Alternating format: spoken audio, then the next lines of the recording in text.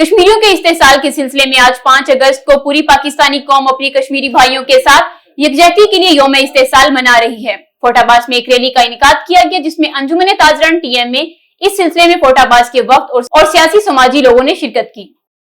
इस रैली की जो अपना सरबराही है वो चीफ ऑफिसर बल्दिया कर रहे हैं। आइए उनसे जानते हैं कि उनका इस बारे में क्या कहना है। जी आज पूरे पाकिस्तान में यौम इस्तेसाल डे मनाया जा रहा है, जिसमें आज से 50 साल पहले जो भारत ने कश्मीरियों पर जालमाना और जाबराना काला कानून पास किया था, उसके ख़िलाफ़ हम एहतजाज कर रहे हैं। जी बिल्कुल, जिस तरह आपने चीफ ऑफिसर बल्दिया की बात सुनी, उनका कहना है कि भारत से पुरजोर मुतालबा करते हैं कि कश्मीरियों का जो हक़ है उनको वापस दिया जाए, और उन्होंने आलमी बरादरी से भी इस चीज़ का मुतालबा किया है कि कश्मीरियों के साथ इंसाफ किया जाए।